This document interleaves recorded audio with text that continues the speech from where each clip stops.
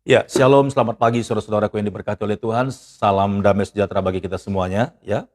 Dan pagi hari ini dimanapun saudara berada, kiranya saudara senantiasa diberkati oleh Tuhan, sehat selalu, dan apa saja yang saudara kerjakan, saudaraku, ya, rumah tangga, keluarga, semuanya diberkati oleh Tuhan. Haleluya.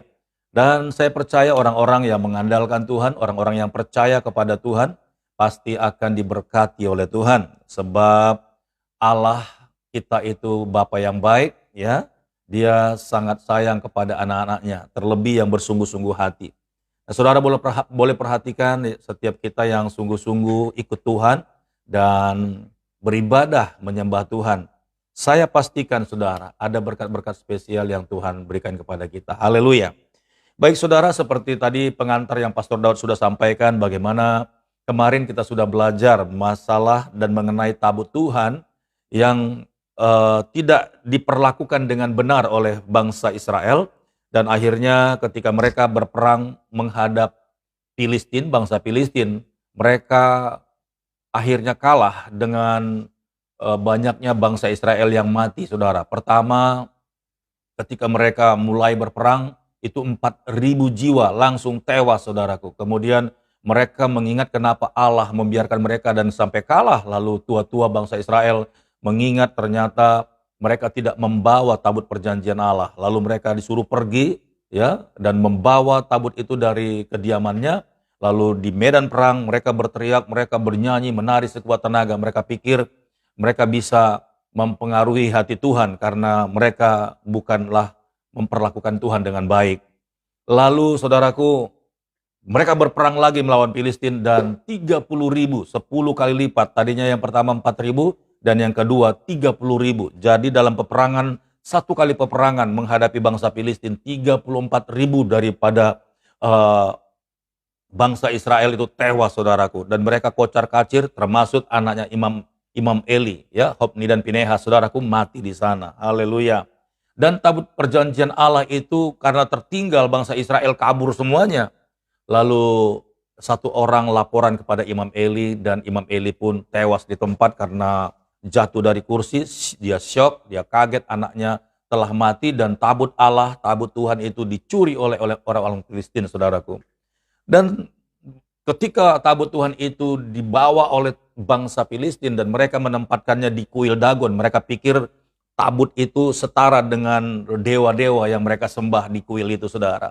Dan ketika bangsa Filistin ini menaruh tabut perjanjian Allah itu berdampingan dengan dewa-dewa yang ada di kuil Dagon itu, dan besok harinya, saudaraku, Allah tidak mau disandingkan dengan dewa-dewa. Sebab Allah itu pemilik semesta alam, sementara dewa-dewa, batu-batu itu adalah buatan tangan manusia. Bagaimana Allah bisa menerima keadaan itu diperlakukan oleh bangsa Filistin, disamakan dengan patung-patung itu, sebabnya besok harinya patung itu putus lehernya dan dihajar oleh Allah yang kuasa, Allah yang dahsyat, Allah yang disembah oleh bangsa Israel itu. Dan ketika imam-imam daripada orang-orang Filistin yang ada di kuil Dagon itu mengetahui bahwa kepala dewanya telah patah dan tersungkur ke tanah, lalu menyembah mengarah tabut perjanjian, saudaraku. Mereka perbaiki lagi dan keesokan harinya bukan hanya kepalanya, tapi kepalanya putus dan tangannya juga putus, saudara, dan terpelanting jauh. Dan mulai hari itu mereka tahu bahwa tabut Allah itu tidak main-main, saudara, sebab dialah Allah semesta alam. Lalu selama 7 bulan mereka getar-getir, saudara, dan mereka takut melihat tabut itu. Bangsa Filistin ditekan oleh Allah dengan berbagai macam masalah, penyakit, sampar, binatang, tikus, persis seperti di Mesir, ya, ketika Allah melawat bangsa Israel di Mesir. 10 tulah terjadi, saudaraku. Dan selama 7 bulan itu juga bangsa Filistin mengalami kekacauan, keparahan, penyakit borok, penyakit sampar, dan hama tikus di mana-mana, saudaraku. Sampai mukanya benjol-benjol, bisulan semuanya, air semuanya tercemar. Dan ketika mereka menyadari itu, mereka bertanya kepada ahli-ahli sihir, bahkan pemimpin-pemimpin agama mereka. Dan mereka mengatakan bahwa karena tabut Tuhan inilah kita seperti ini harus dikembalikan. Bahkan sebelum dikembalikan kepada pemiliknya bangsa Israel, saudaraku, mereka mempersembahkan korban, saudaraku, sebagai rasa penyesalan dan mereka melepaskannya dengan kereta yang baru. Saudaraku, tidak ada yang berani menuntun, tidak ada yang berani membawa tabut ini untuk dikembalikan kepada Israel. Tetapi Allah sendiri yang memimpin kereta yang ditaruh, yang dibuat oleh orang Filistin ini. Ketika tabut itu ditaruh di atasnya, lalu diberi oleh dua ekor lembu yang baru beranak, yang masih menyusui, saudara. Dan lembu inilah yang membawa tabut itu, namun Tuhan yang memimpin kemana ini dibawa dan ke rumah siapa. Dan persis seperti apa yang Tuhan taruh di dalam pikiran oleh imam-imam di kuil Dagon itu, saudaraku. Haleluya. Sampai sebegitunya. Nah, saya mau bilang, saudara, sebelum kita baca kisah berikutnya. Tabut Tuhan itu adalah lambang Immanuel. Allah menyertai kita, saudara. Tabut Tuhan itu berbicara tentang hadirat Tuhan. Dan saya mau katakan kepada semuanya kita yang mendengarkan live pagi hari ini, ketika kita benar-benar menghormati Tuhan dalam hadiratnya, maka kita ada dalam proteksi Tuhan. Kita ada dalam perlindungan Allah. Kita ada dalam penyertaan Tuhan setiap saat, saudaraku. Jangan main-main dengan hadirat Tuhan. Kita orang-orang yang percaya, kita orang-orang yang menyembah Tuhan, kita harus ada di dalam hadirat Tuhan setiap waktu. Dan sekalipun kita ada di dalam tempat yang berbahaya, seperti tabut Tuhan ini ditaruh di kuil Dagon, saudaraku. Ini sama artinya hidup kita ini sedang terancam, hidup kita ini sedang ada dalam lokasi atau tempat di mana banyak bahaya. Tetapi percayalah, saudaraku, tabut Tuhan yang menyertai kita, hadirat Tuhan yang melindungi kita. Dia menjamin keselamatan kita, sebab kuasa Allah akan melindungi kita dari setiap ancaman apapun, saudaraku. Bahkan setiap kita yang menghormati Tuhan dalam hadiratnya, saudaraku diberkati oleh Tuhan, kita akan sanggup melewati masa-masa sukar, masa-masa sulit apapun. Kalaupun ada rancangan-rancangan si jahat, ada wabah, ada penyakit-penyakit yang sedang ramai, sedang banyak, saudaraku.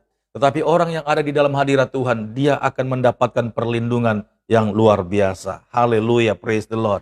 Itu sebabnya para imam-imam yang ada di kuil Dagon itu mulai mempersiapkan, membuat satu persembahan, dan akhirnya melepas tabut Tuhan itu dibawa oleh kereta yang dibawa oleh dua lembu yang baru melahirkan, saudaraku, dan kemudian dilepas. Nah, mari kita lihat, saudara, ya. Praise the Lord.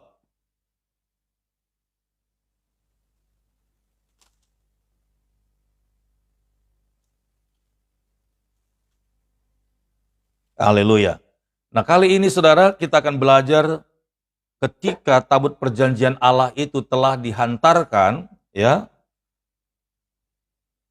Dan Daud ketika menjadi raja, dia berencana untuk mengambil kembali tabut Tuhan itu karena sudah lama tabut Tuhan itu tidak berada di bangsa Israel.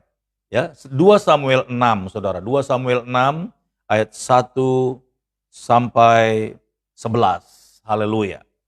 Judulnya tabut Tuhan dipindahkan ke Yerusalem. Daud mengumpulkan pula, ayat yang pertama, Daud mengumpulkan pula semua orang pilihan di antara orang Israel, 30.000 orang banyaknya. Kemudian bersiaplah Daud, lalu berjalan dari Balai Yehuda dengan seluruh rakyat yang menyertainya, untuk mengangkut dari sana tabut Allah yang disebut dengan nama Tuhan semesta alam yang bertahta di atas kerubim. Luar biasa, haleluya. Mereka menaikkan tabut Allah itu ke dalam kereta yang baru setelah mengangkatnya dari rumah Abinadab yang di atas bukit. Lalu Uza dan Ahio, anak-anak Abinadab, mengantarkan kereta itu. Haleluya. Ya, jadi tadi ketika tabut Tuhan itu dipindahkan oleh orang Filistin, ya, maksudnya dilepas, dikembalikan kepada bangsa Israel. Nah, tabut Tuhan itu dipimpin Tuhan ke rumahnya Obed-Edom, ke rumahnya keluarga daripada Abinadab, saudaraku, ya. Dan di sana berapa tahun? Cukup lama di sana, ya. Sebelum Raja Daud jadi presiden, ya, sebelum Raja Daud jadi presiden. Di zamannya Raja Saul, tabut perjanjian Allah ini belum dibawa ke kota Yerusalem. Haleluya. Ayat yang ketiga, mereka menaikkan tabut Allah itu ke dalam kereta yang baru setelah mengangkatnya dari rumah Abinadab yang di atas bukit. Lalu Uza dan Ahio, anak-anak Abinadab, mengantarkan kereta itu. Uza berjalan di samping tabut Allah itu, sedang Ahio berjalan di depan tabut itu. Daud dan seluruh kaum Israel menari-nari di hadapan Tuhan dengan sekuat tenaga, diiringi nyanyian kecapi, gambus, rebana, kelentung, dan ceracap. Ketika mereka sampai ke tempat pengirikan Nakon, maka Uza mengulurkan tangannya kepada tabut Allah itu lalu memegangnya, karena lembu-lembu itu tergelincir. Maka bangkitlah murka Tuhan terhadap Uza, lalu Allah membunuh dia di sana karena keteledorannya itu. Ia mati di sana dekat tabut Allah itu. Ayat ke-8, Daud menjadi marah karena Tuhan telah menyambar Uza. Demikian hebatnya, maka tempat itu disebut orang Peres Uza sampai sekarang. Nah, saudaraku yang diberkati oleh Tuhan, nah, ketika Daud kembali ingin membawa pulang tabut Tuhan ini, saudara, ya, dia telah mempersiapkan kereta baru dan juga lembu dan juga dua orang, ya, lalu Uza dan Ahio anak Abinadab mengantarkan kereta itu. Nah, sebenarnya dari awal tabut Tuhan ini dibuat, ya, perjanjian Allah dengan bangsa Israel melalui Musa. Allah telah memilih orang-orang yang berhak melayani Tuhan dalam tabut perjanjian ini, dalam tabut Tuhan ini, adalah orang-orang Lewi, saudara. Orang-orang yang bukan berdasarkan kekuatan fisik, tetapi kekuatan dalam roh mereka.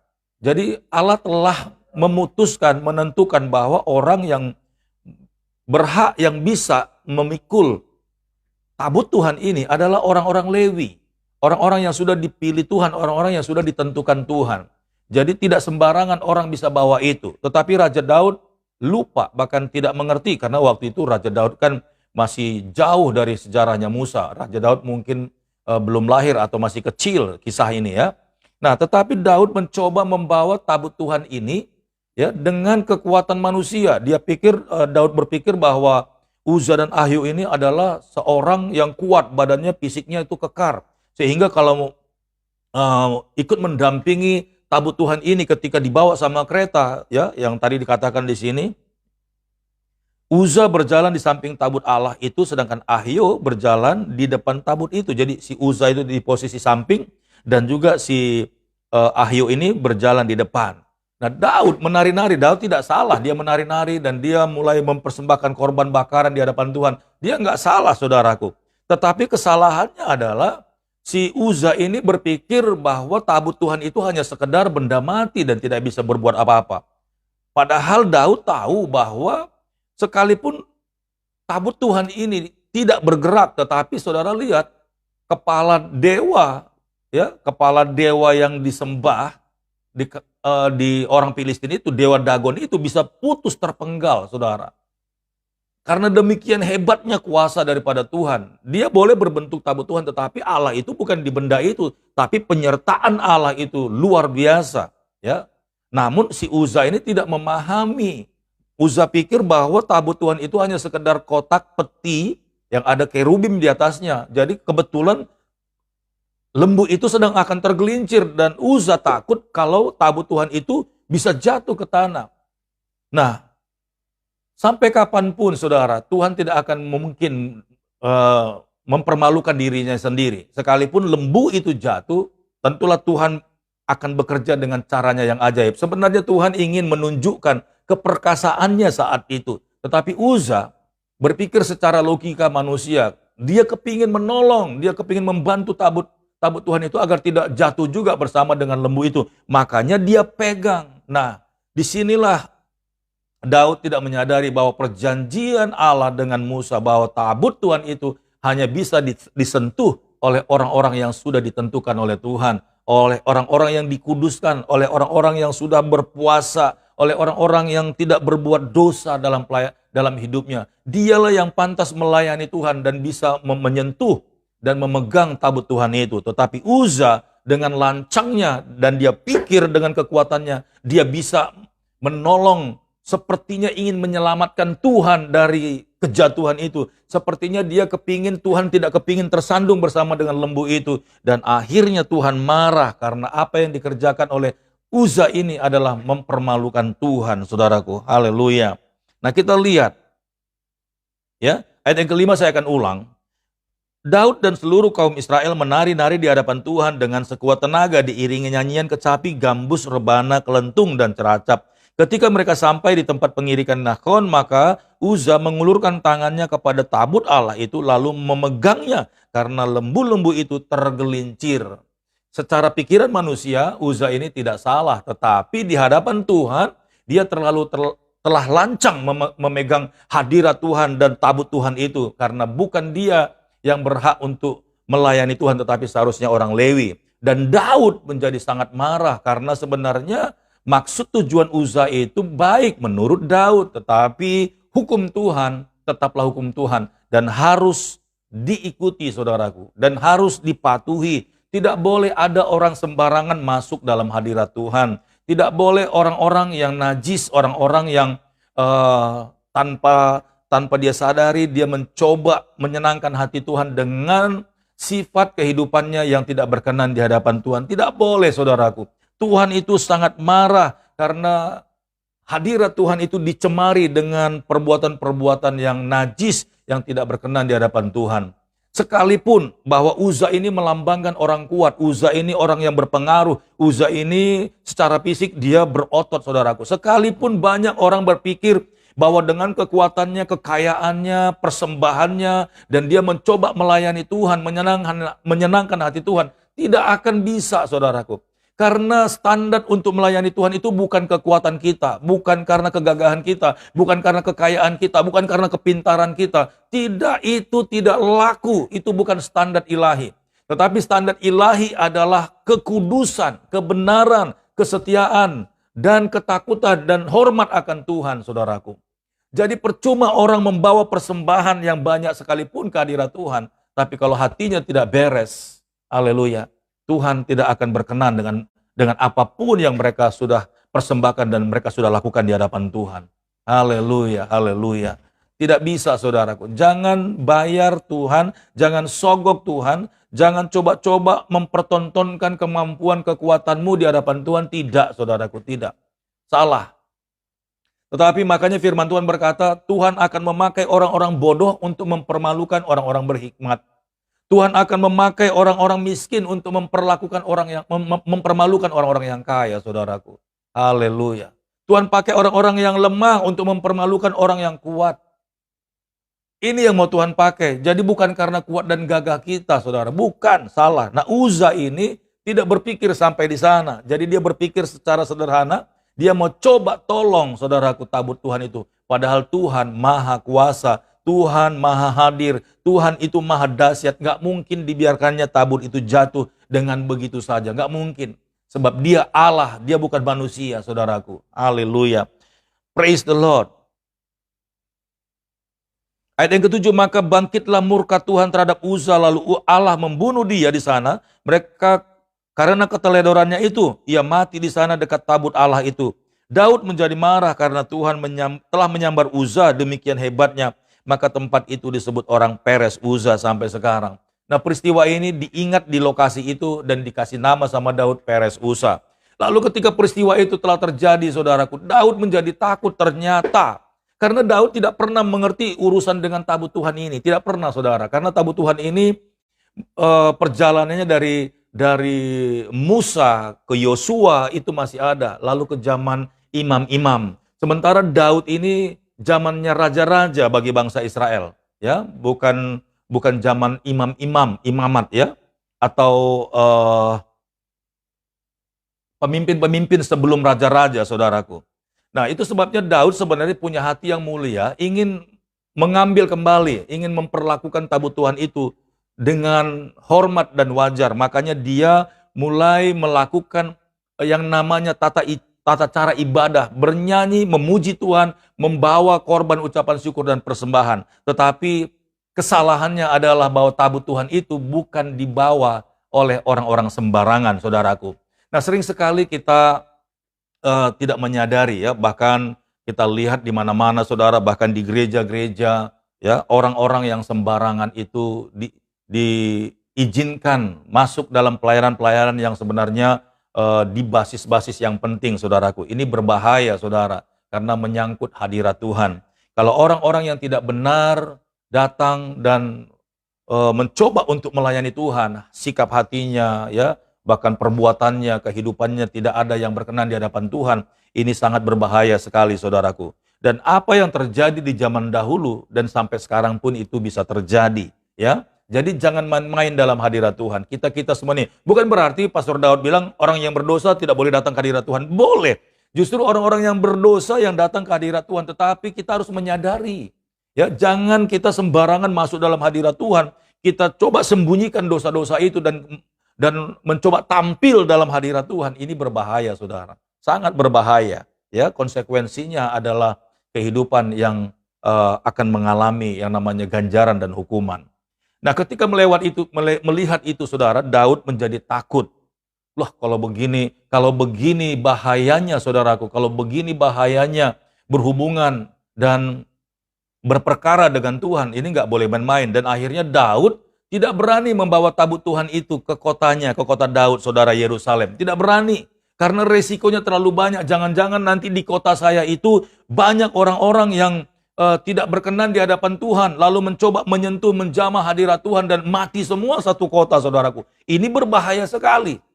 Jadi Daud takut melihat apa yang telah Allah kerjakan bagi Uza ini dan juga bagi Palestina atau Filistin, saudara. Nah, kita lihat, saudara, ayat yang ke-9. Pada waktu itu Daud menjadi takut kepada Tuhan, lalu katanya, bagaimana tabut Tuhan itu dapat sampai kepadaku? Ayat yang 10, sebab itu Daud tidak mau memindahkan tabut Tuhan itu ke tempatnya, ke kota Daud.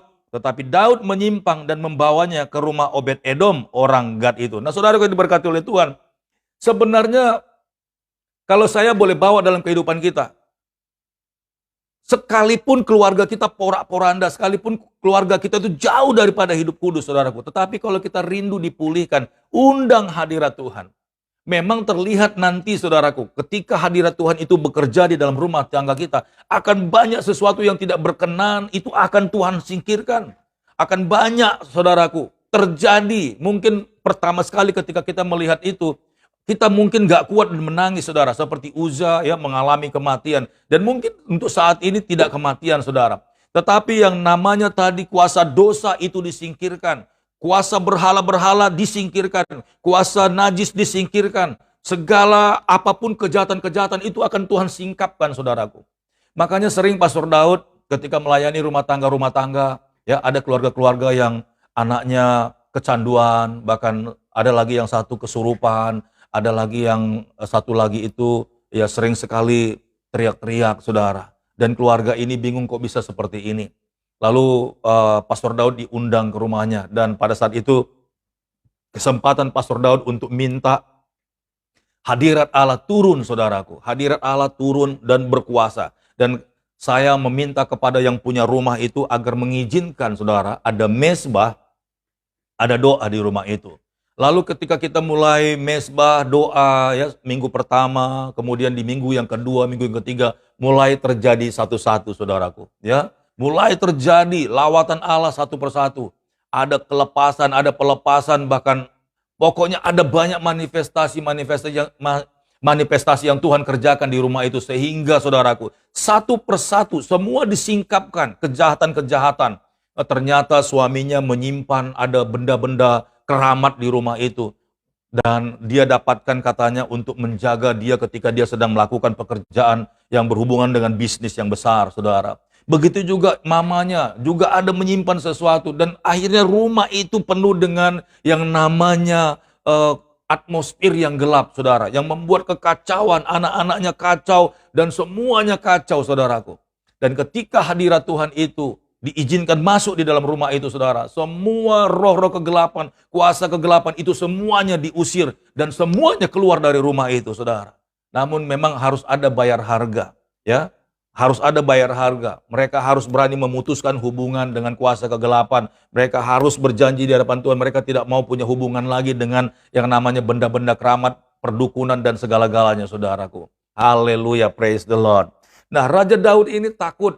Karena ternyata tabut Tuhan itu begitu hebatnya, begitu dahsyatnya. Tidak sekedar hanya terlihat sebagai peti, saudaraku. Tidak. Tetapi memang janji Allah itu tidak bisa dibatalkan.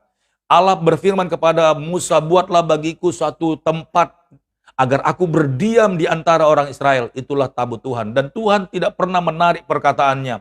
Bahkan sampai hari ini pun, jikalau kita bertemu dengan tabut Tuhan itu, saya percaya tabut Tuhan itu masih akan menampilkan kedahsyatan keilahian Tuhan lewat tabut Tuhan itu, saudaraku. Dan itu dicari-cari sampai sekarang. Dan belum jelas tempatnya, saudaraku. Haleluya. Praise the Lord. Nah, saudaraku yang diberkati oleh Tuhan, ketika Daud mulai takut dan gentar, saudara, karena tabut Tuhan itu telah menjadikan si Uza mati, saudara. Dan akhirnya Daud berpikir dalam hatinya, kalau begitu jangan dulu deh saya bawa tabut ini ke kotaku, ke kota Yerusalem, ke kota Daud. Jangan dulu deh. Ini berbahaya, ini mengerikan. Karena kami belum pantas, karena kami belum layak untuk menempatkan tabut Tuhan ini di kota kami, karena ini bisa menjadi bencana. Benar, saudaraku, benar sekali.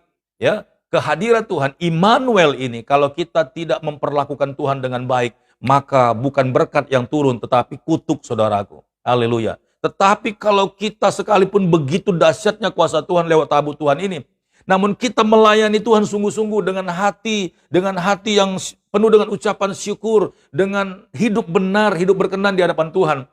Sekalipun ketakutan Daud itu berarti, tetapi kalau kita boleh melihat ini, saudaraku, kita boleh mendapat berkat dari Tuhan. Kita lihat, saudara, ya. Ayat yang ke-10. Sebab itu Daud tidak mau memindahkan tabut Tuhan itu ke tempatnya, ke kota Daud, tetapi Daud menyimpang dan membawanya ke rumah Obed-Edom orang Gad itu. Nah, orang Gad ini, perhatikan, keturunan Gad ini keturunan salah satu anak daripada Israel, saudaraku, ya. Dan dia juga keturunan dari orang Lewi, saudara. Haleluya. Jadi tidak kebetulan tabut Tuhan ini digeser ke rumah orang Lewi. Dan buat Daud ini berbahaya tabut Tuhan. Tapi buat orang keturunan Gad ini, si Obed-Edom, ini menjadi kesempatan buat dia untuk mendapat berkat. Nah, beda. Sekali lagi, inilah kutuk dan berkat. Buat Daud, karena dia tahu bahwa jikalau ini dibawa ke kotanya dan banyak orang belum mengerti dan tidak tahu bagaimana caranya melayani Tuhan dengan benar, maka itu akan mengakibatkan kutuk bagi kota Daud, saudara. Tetapi bagi Obed-Edom, ketika tabut Tuhan ini dibawa ke rumahnya, ini menjadi satu kesempatan buat dia untuk mendapatkan berkat. Haleluya. Dan keluarga Obed-Edom tidak takut, saudaraku. Kenapa? Karena mereka sudah terbiasa dengan standar orang-orang Lewi untuk melayani Tuhan. Ketika Daud memindahkan tabut Tuhan itu ke rumah Obed-Edom, kita lihat, saudara. Ya, dari ayat ke-10. Sebab itu Daud tidak mau memindahkan tabut Tuhan itu ke tempatnya, ke kota Daud. Tetapi Daud menyimpang dan membawanya ke rumah Obed-Edom, orang Gad itu. Ayat ke-11, saudara perhatikan. 3 bulan lamanya tabut Tuhan itu tinggal di rumah Obed-Edom, orang Gad itu, dan Tuhan memberkati Obed-Edom dan seisi rumahnya. Haleluya. Berbanding terbalik dengan apa yang dialami oleh orang Filistin, berbanding terbalik dengan apa yang dihadapi oleh Raja Daud ketika memindahkan tempat itu, saudaraku, dan ingin memindahkannya ke kota Yerusalem. Haleluya, ke kota Daud. Saudaraku diberkati oleh Tuhan, ketika Daud mulai takut dan dia pindahkan ke rumah Obed-Edom, justru Obed-Edom sangat gembira sekali. Inilah kesempatan bagi saya untuk menerima berkat Tuhan. 3 bulan tabut Tuhan itu di rumah Obed-Edom, dan 3 bulan itu pula Tuhan memberkati keluarga Obed-Edom dengan luar biasa, saudaraku. Ini faktanya, saudaraku. Kita lihat ayat ke-12.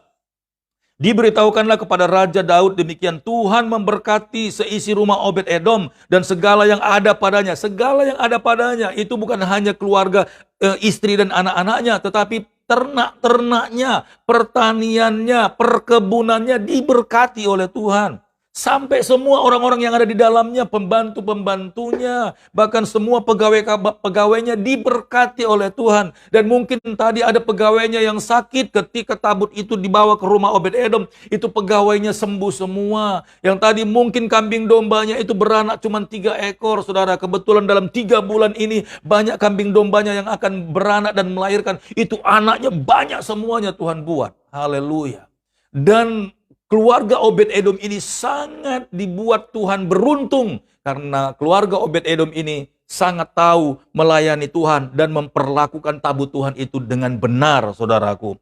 Ya, sekali lagi saya akan baca. Diberitahukanlah kepada Raja Daud, demikian Tuhan memberkati seisi rumah Obed-Edom dan segala yang ada padanya. Oleh karena tabut Allah itu, lalu Daud pergi mengangkut tabut Allah itu dari rumah Obed-Edom ke kota Daud dengan sukacita. Saudaraku ini berkati oleh Tuhan. Ketika ada hamba Tuhan meminta di rumah saudara, yuk kita bikin mesbah di rumahmu. Saya mau katakan saudaraku, inilah kesempatan tabut Tuhan itu mampir di rumahmu dan jangan tolak saudaraku. Jangan tolak.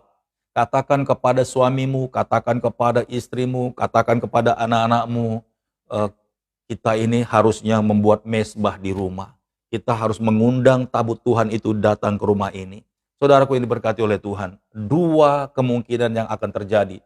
1, ketika tabut Tuhan itu datang ke rumahmu, akan terjadi yang namanya penghancuran, pelepasan semua kuasa-kuasa kegelapan. Itu pasti saudaraku. Seperti di kuil Dagon. Ya, ketika tabut Allah disandingkan dengan patung-patung kuil Dagon, Allah tidak mau disejajarkan dengan yang namanya patung, makanya kepala patung itu diputuskan. Keuntungan buat saudara, ketika tabut perjanjian Allah, ketika hadirat Tuhan diundang ke rumahmu, dan kita buat di rumah kita jadikan mesbah saudaraku, maka atmosfer kuasa kegelapan itu akan minggir dari kehidupan keluarga saudara. Haleluya.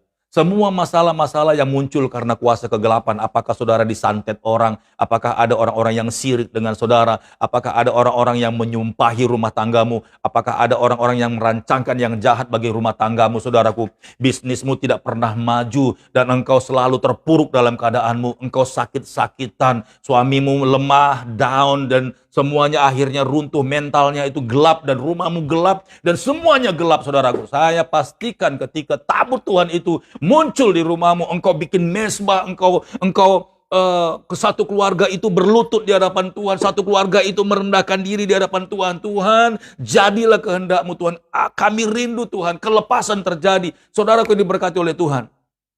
Seperti di kuil Dagon itu akan terjadi di dalam rumah tanggamu. Maka semua kuasa atmosfer roh-roh jahat itu semuanya akan dihancurkan oleh Tuhan. Haleluya. Ini keuntungan yang pertama saudara. Haleluya. Karena kita punya motivasi yang baik dan yang benar. Beda dengan kalau kita tidak punya motivasi yang benar. Kita mencoba untuk mengotori hadirat Tuhan. Maka kita akan membawa dampak yang tidak baik. Ada banyak orang ikut mesbah Tuhan, ada banyak orang mencoba ikut mengundang hadirat Tuhan di rumahnya, tetapi tidak siap saudara. Dia masih melakukan dosa, dia masih melakukan yang jahat, dia tidak mau hidup benar, masih minuman keras, masih merokok, masih narkoba, masih berzina. Kelihatannya aja kayak malaikat, tapi hidupnya najis saudaraku. Dan orang itu bukan tambah baik, tapi tambah parah saudaraku. Haleluya. Tapi kalau kita ingin meresponi hadirat Tuhan, tabut Tuhan ini saudaraku, yang pertama, semua atmosfer kegelapan itu akan lewat. Yang kedua, sama seperti Obed-Edom. Mereka melayani Tuhan lewat tabut perjanjian Tuhan itu. Mereka melayani Tuhan lewat mesbah itu. Mereka melayani Tuhan dengan sepenuh hati. Istri, suami, anak-anak, mereka melayani Tuhan. 3 bulan, saudaraku, tabut Tuhan itu di rumah mereka. Dan mereka diberkati dengan sangat luar biasa. Sampai Raja Daud ketika diinformasikan bahwa 3 bulan tabut itu di rumah Obed-Edom, keluarga ini diberkati dalam segala hal. Bukan hanya kesehatan mereka saja saudaraku dipulihkan, tetapi ekonomi mereka, ya, semua pekerjaan mereka diberkati oleh Tuhan. Bahkan sampai pegawai-pegawai, budak-budak mereka, pembantu-pembantu mereka itu diberkati oleh Tuhan. Bahkan tidak ada orang yang berani mencuri barang mereka. Bahkan orang kalau berniat jahat aja pun tidak bisa saudara. Karena ada mesbah Tuhan. Diprotek sama Tuhan. Rumahnya, peternakannya, perkebunannya diprotek oleh Tuhan. Seperti itulah kalau orang punya mesbah saudaraku. Di rumah ada mezbah, di ladang ada mezbah, di perkebunan ada mezbah. Sama seperti Abraham. Dimanapun Abraham pindah, saudaraku, ya dari tempat yang satu ke tempat yang satu, Abraham itu selalu pindah-pindah. Dan Abraham tidak pernah lupa untuk membuat mezbah bagi Tuhan. Haleluya. Karena ketika kita bikin mezbah di rumah kita, saudara, ketika kita undang hadirat Tuhan di rumah kita, maka dipastikan, saudaraku, yang pertama adalah terjadinya pemulihan situasi, terjadinya pemulihan atmosfer di dalam rumahmu. Yang tadinya atmosfer kuasa kegelapan menekan hidupmu, saudaraku. Ketika mezbah itu kita undang, kita hadirkan di rumah kita. Percaya ketika kita melayani Tuhan sungguh-sungguh, maka hadirat Tuhan itu akan membombardir semua yang namanya tempat-tempat dan segala sesuatu tempat yang kegelapan itu di dalam rumah saudara. Bahkan sampai yang tersembunyi pun akan dibongkar Tuhan di rumahmu. Dan izinkan Tuhan membersihkan semuanya. Kasih kesempatan buat Tuhan untuk berkuasa atas hidupmu. Dalam tubuhmu atau dalam keadaan rumahmu, saudaraku. Semuanya akan dikoreksi sama Tuhan. Haleluya. Jangan main-main dengan Tuhan, saudara. Kalau kita mau memperlakukan dia dengan benar, sesuai dengan isi hati Tuhan, maka segala sesuatu yang baik akan datang ke rumah kita. Benarlah kitab Ulangan berkata, pilihlah hari ini. Apa yang akan mau kita ambil? Berkatkah atau kutuk? Jikalau kita taat kepada perintah Tuhan dan melakukannya, maka berkat ini akan datang kepadamu. Tetapi kalau kita tidak taat kepada perintah Tuhan, dan apapun yang Tuhan mau inginkan dalam hidup kita, maka kutuklah menjadi bagian kita, saudaraku. Haleluya. Dan akhirnya Daud menyadari bahwa tabut ini bukan sekedar berbahaya, saudaraku, tidak. Tetapi Daud tidak mengerti bagaimana cara melayani Tuhan sungguh-sungguh. Daud akhirnya memanggil, saudaraku, orang-orang Lewi untuk mengangkat ini. Saya akan baca, saudara, ya. Ayat yang ke-13, apabila pengangkat, ayat 12, diberitahukanlah kepada Raja Daud, demikian Tuhan memberkati seisi rumah Obed-Edom dan segala yang ada padanya oleh karena tabut Allah itu. Lalu Daud pergi mengangkut tabut Allah itu dari rumah Obed-Edom ke kota Daud dengan sukacita. Apabila pengangkat-pengangkat tabut Tuhan itu melangkah maju 6 langkah, maka ia mengorbankan seekor lembu dan seekor anak lembu gemukan. Dan Daud menari-nari di hadapan Tuhan dengan sekuat tenaga, ia berbaju efod dari kain lenan. Daud dan seluruh orang Israel mengangkut tabut Tuhan itu dengan diiringi sorak dan bunyi sangkakala. Ketika tabut Tuhan itu masuk ke kota Daud, maka Mikal anak perempuan Saul menjenguk dari jendela lalu melihat Raja Daud meloncat-loncat serta menari-nari di hadapan Tuhan. Sebab itu ia memandang rendah Daud dalam hatinya. Tabut Tuhan itu dibawa masuk lalu diletakkan di tempatnya di dalam kemah yang dibentangkan Daud untuk itu. Kemudian Daud mempersembahkan korban bakaran dan korban keselamatan di hadapan Tuhan. Ayat 18, setelah Daud selesai mempersembahkan korban bakaran dan korban keselamatan, diberkatinya bangsa itu demi nama Tuhan semesta alam. Lalu dibagikannya kepada seluruh bangsa itu, kepada seluruh khalayak ramai Israel, baik laki-laki maupun perempuan, kepada masing-masing seketul roti bundar, sekerat daging dan sepotong kue kismis. Sesudah itu pergilah seluruh bangsa itu masing-masing ke rumahnya. Ketika Daud pulang untuk memberi salam kepada isi rumahnya, maka keluarlah Mikal binti Saul mendapatkan Daud, katanya, betapa raja orang Israel yang menelanjangi dirinya pada hari ini di depan mata budak-budak perempuan para hambanya, merasa dirinya terhormat pada hari ini, seperti orang hina dengan tidak malu-malu menelanjangi dirinya. Kenapa? Karena Daud saking sukacitanya, saudara, dia membuka jubah kehormatannya, ya. Dia melepaskan atributnya, dia menari-nari di hadapan Tuhan. Namun ketika anak Saul yang perempuan ini melihat dan dia mentertawakan Daud, saudara, karena dianggapnya itu kebodohan. Haleluya. Ayat 21. Tetapi berkatalah Daud kepada Mikal, di hadapan Tuhan yang telah memilih aku dengan menyisihkan ayahmu dan segenap keluarganya untuk menunjuk aku menjadi raja atas umat Tuhan, yakni atas Israel, di hadapan Tuhan aku menari-nari. Bahkan aku akan menghinakan diriku lebih daripada itu. Engkau akan memandang aku rendah. Tapi bersama-sama budak-budak perempuan yang kukatakan itu, bersama-sama merekalah aku mau dihormati.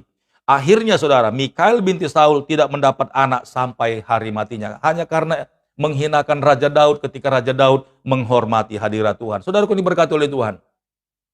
Ini menggambarkan, saudara, ketika Raja Daud ini menyadari kebodohannya, dia di ayat ini, di perikop ini, tidak diceritakan, tetapi di perikop lain ada saudara, di satu Tawarik ya.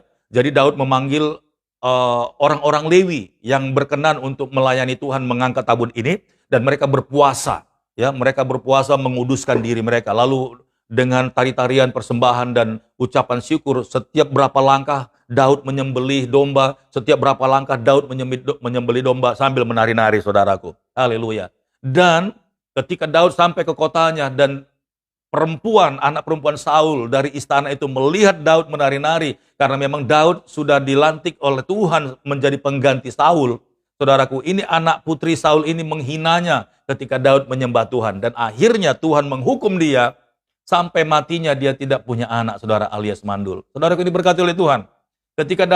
Ketika kita datang beribadah dan menyembah Tuhan, ya, ada banyak orang, mungkin keluargamu atau musuh-musuhmu mungkin menertawakanmu, saudaraku. Dia sudah bertobat. Waduh, dia sudah alim sekarang. Alah, nggak ada gunanya kau ikut Tuhan beribadah. Ya kan, engkau pagi sampai sore kamu di gereja, belum lagi hari Kamis, belum lagi Jumat dan Sabtu, kamu sibuk dengan Tuhan, sementara orang sedang cari kekayaan, orang sibuk cari dengan bisnis, orang sekarang sibuk sedang mengejar berlomba-lomba dengan waktu agar masa depannya cerah. Saya mau pastikan, saudaraku, ketika kita berurusan dengan Tuhan, ketika kita sedang menyenangkan Tuhan, jikalau ada orang yang tidak suka dengan hidupmu, bahkan menertawakanmu, bahkan musuh-musuhmu, semuanya akan dipermalukan oleh Tuhan. Haleluya. Sampai segitunya pun Tuhan berurusan. Bukan hanya ketika tabut itu, hadirat itu ada di rumah kita dan memberkati kita. Tidak, saudara. Tetapi kalau ada orang yang menghina kita, kita diberkati, tapi orang itu diganjar sama Tuhan. Haleluya, luar biasa. Saudaraku, diberkati oleh Tuhan, pada pagi hari ini kita sudah belajar tentang tabut Tuhan ini, saudaraku. Mari undang tabut Tuhan di dalam rumahmu. Buat mesbah di dalam rumahmu. Kalau engkau belum melihat anak-anakmu berubah, kalau saudara kepingin melihat suamimu bertobat berubah, kalau saudara kepingin melihat istrimu takut akan Tuhan, lebih sungguh-sungguh lagi, mari masuk dalam mesbah Tuhan, saudara. Karena di dalam mesbah ini Tuhan akan menyempurnakan semua hubungan ya yang selama ini mungkin tidak baik, bahkan pecah. Bahkan ada sesuatu yang disembunyikan, ada sesuatu kuasa kegelapan yang bekerja. Mungkin di dalam anak-anakmu kita tidak tahu bahwa mereka sudah punya hubungan dengan kuasa-kuasa kegelapan di luar sana, saudara. Ya, banyak orang tua tidak menyadari ternyata anaknya sudah mengikatkan diri dengan yang namanya ilmu kebal, dengan yang namanya ilmu pelet, saudaraku, dengan yang namanya ilmu yang namanya pemanis, agar dia disukai dan agar banyak cewek-cewek datang kepadanya, banyak cowok-cowok suka kepadanya. Kadang-kadang orang tua tidak menyadari, saudaraku. Hanya dengan membacakan sebuah mantra, susuk itu sudah masuk ke dalam tubuh setiap orang, saudara. Nah, ketika kita bikin mesbah ini di dalam rumah kita, semuanya akan tersingkapkan, semuanya akan terbuka, saudaraku. Apa yang disembunyikan oleh suami, semuanya akan terbuka. Apa yang disembunyikan oleh istri, semuanya akan terbuka. Bahkan apa yang mungkin dilepaskan oleh mertuamu, keluargamu, orang tuamu, yang mungkin menurut mereka baik, saudara, tetapi menurut Tuhan itu jahat, dan itu semuanya akan tersingkapkan, saudara. Kalau hadirat Tuhan, ada mesbah Tuhan di rumah saudara.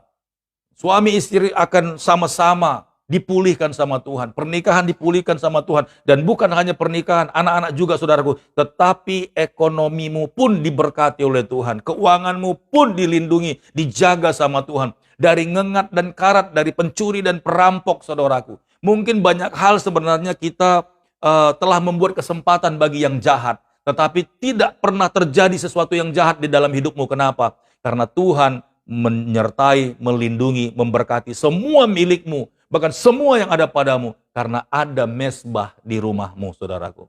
Haleluya, praise the Lord.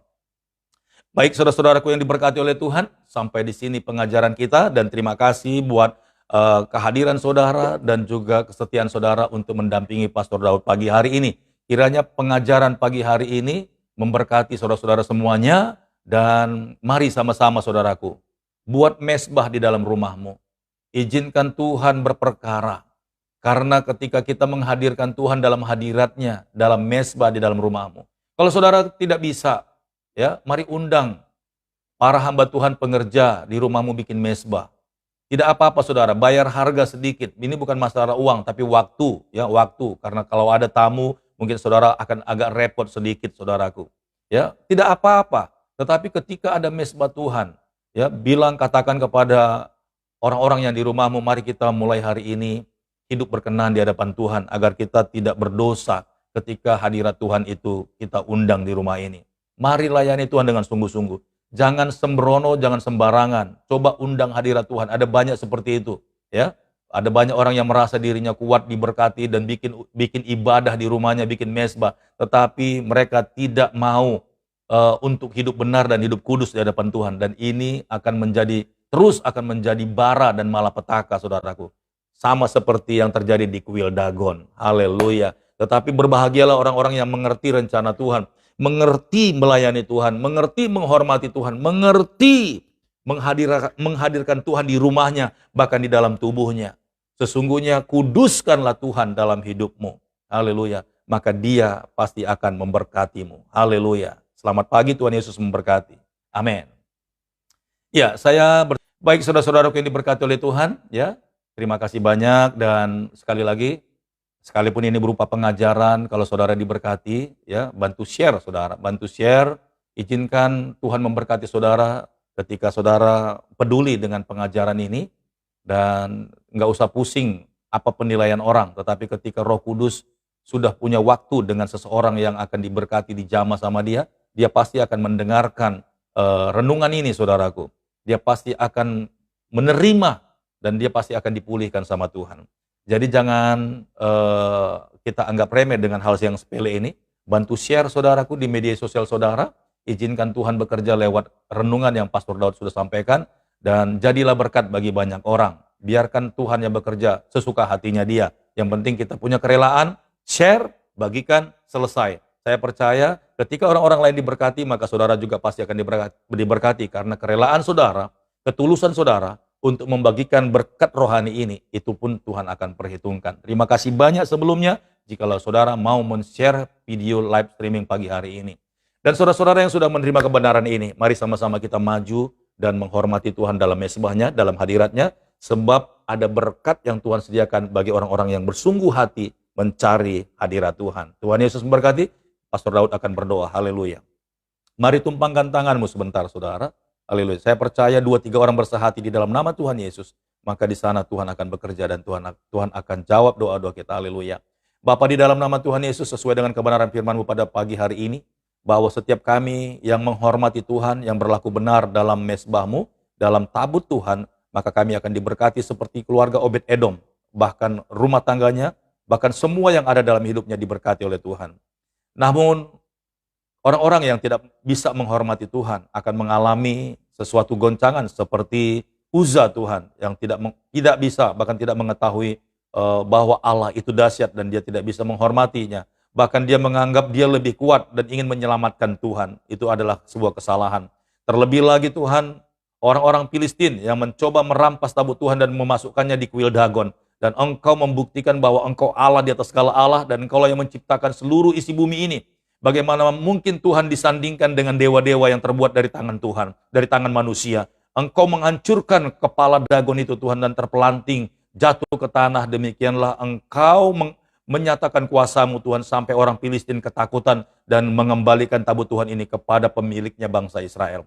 Terima kasih, Tuhan. Kami bersyukur, Bapa, buat tabut Tuhan yang kami boleh percaya bahwa di sana Allah berdiam, bahwa mesbah, puji-pujian, penyembahan, ucapan syukur dan ibadah kami, itu adalah tabut Tuhan yang sesungguhnya dimanapun kami berada. Tuhan, ajari kami, Bapa, anak-anak-Mu semuanya, untuk menghormati, menghargai tabut Tuhan. Kami ingin dipulihkan, kami ingin diberkati, kami ingin mendapatkan berkat bukan kutuk, Tuhan. Ajari kami agar kami mengerti seperti Obed Edom, bisa melayani Tuhan dengan sepenuh hati, dan selama 3 bulan, keluarga mereka diberkati. Saudara-saudaraku yang ikut menyaksikan live pada pagi hari ini, mari jamah dan berkati mereka, Tuhan. Rumah tangga mereka, buatlah mereka, Tuhan, menyadari, berpikir agar mereka mengadakan mesbah di rumah mereka.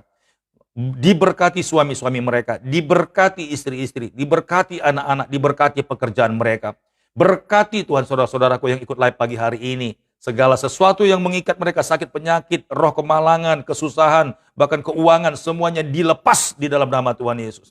Segala sesuatu roh jahat yang mengikat mereka sehingga mereka mengalami kesusahan, dilepaskan di dalam nama Tuhan Yesus. In Jesus name, Lord. Segala roh sakit, penyakit dihancurkan. roh kemiskinan dihancurkan, perselisihan, persoalan dalam rumah tangga dihancurkan. Segala apapun Tuhan yang membuat rusuh kacau rumah tangga, baik dari anak-anak, orang tua, mertua, dari suami dan istri, dihancurkan dalam nama Tuhan Yesus.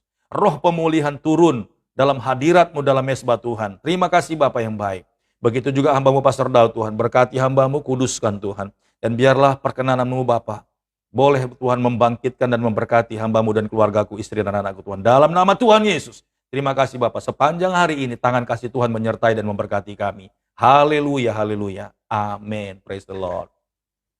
Baik saudaraku yang diberkati oleh Tuhan, sampai di sini perjumpaan kita saudara, dan sampai jumpa di esok pagi jam 7.30. Tetaplah setia, tetaplah kita berada dalam hadirat Tuhan, sebab Tuhan berjanji Dia akan memberkati oleh orang-orang yang tetap setia dan beribadah kepadanya. Sampai jumpa di esok pagi. Tuhan Yesus memberkati. Pastor Daud berpisah. Shalom.